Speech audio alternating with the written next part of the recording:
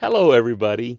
My name is Dean Davis, and this is Multiply, the podcast that provides a word of encouragement for village church planters. Jesus modeled the way for us by spending time with his disciples.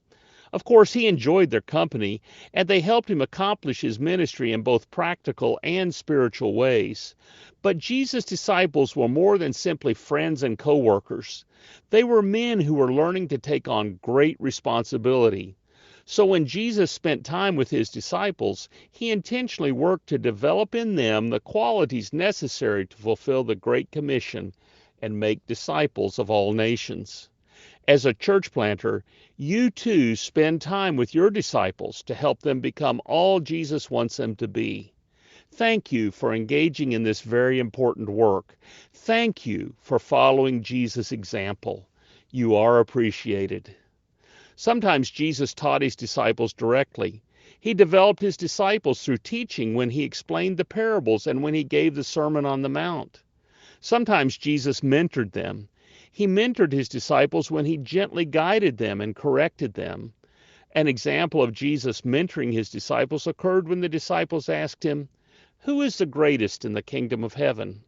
He took the opportunity to help them understand the virtue of humility in God's kingdom by taking the lowly position of a child.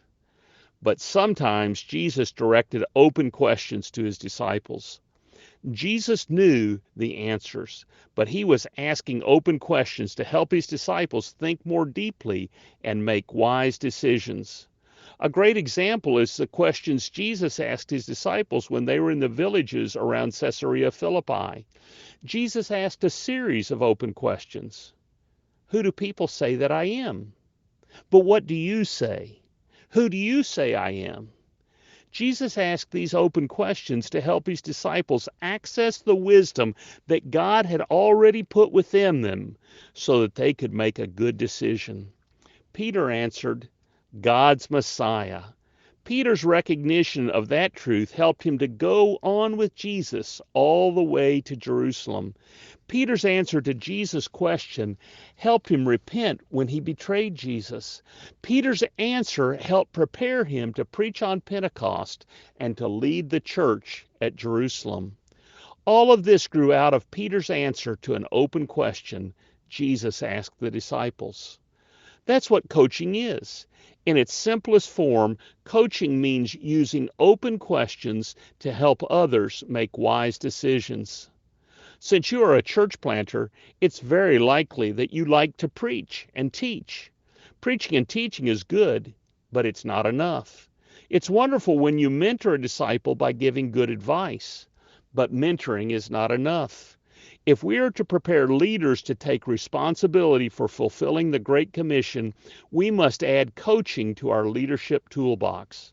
Coaching allows our disciples to think for themselves now, just as they will have to in the future when we are no longer around. Coaching calls forth new insights and practical solutions. My encouragement for you today is to use open questions frequently in your conversations with your disciples. Then wait for them to respond.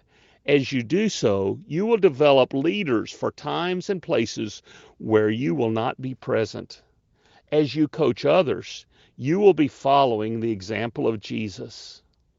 This has been Multiply, and I'm Dean Davis asking, who will you share this encouraging word with today?